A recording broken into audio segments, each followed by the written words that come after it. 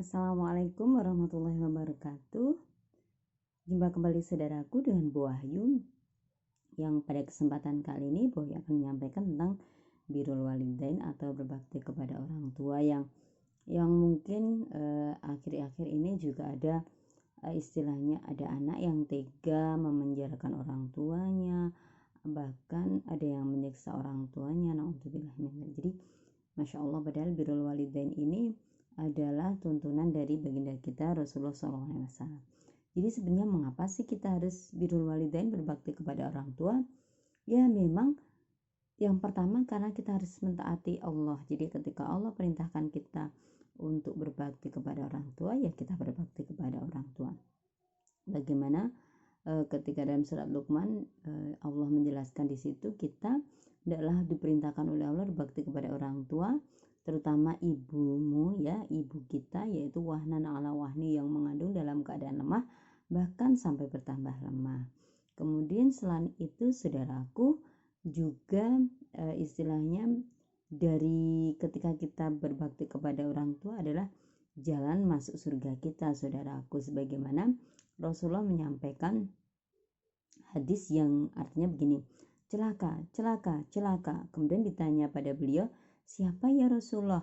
Yang beliau kemudian menjawab, yaitu siapa yang mendapatinya orang tuanya berusia tua sendiri atau kedua-keduanya, tapi mereka tidak masuk surga. Kenapa tidak mau berbakti kepada orang tua? Astagfirullah. Kemudian mengapa kita juga harus birrul walidain? Untuk mendapatkan ridho Allah, ya, ridho Allah, ridho walidain.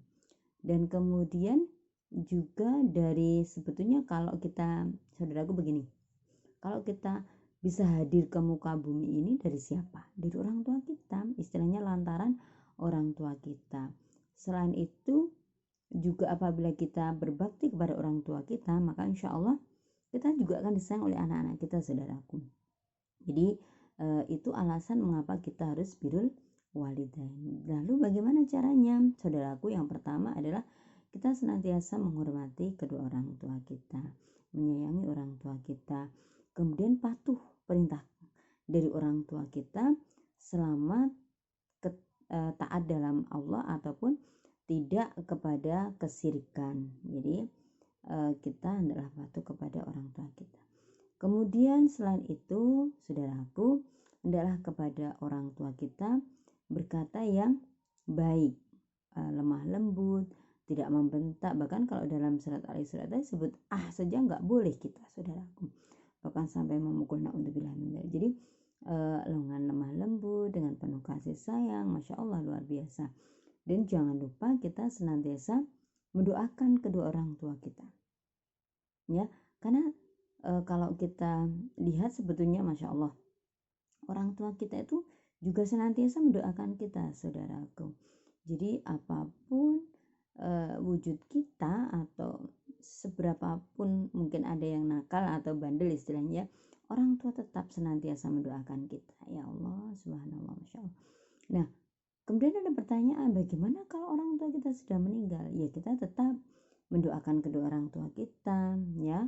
Kemudian apalagi bersedekah, beramal soleh, insya Allah itu sudah nanti bukti sebagai anak yang soleh yang pahalanya akan mengalir kepada orang tua kita. Atau bersedekah juga dengan atas nama orang tua kita. Masya Allah, luar biasa. Selain itu saudaraku, juga kita menyambung silaturahim dengan keluarga orang tua kita, saudara-saudara orang tua kita, atau sahabat-sahabat orang tua kita. Selain itu juga kita melestarikan dari kebiasaan orang tua kita yang baik.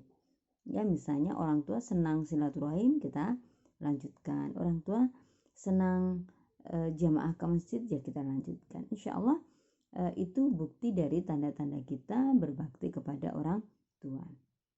Jadi saudaraku, jangan pernah kita bosan untuk menjadi anak yang berbakti kepada orang tua, birrul walidain, karena insya Allah kita ingin masuk surga semuanya, ya, dan juga ingin mendapatkan ridho dari Allah.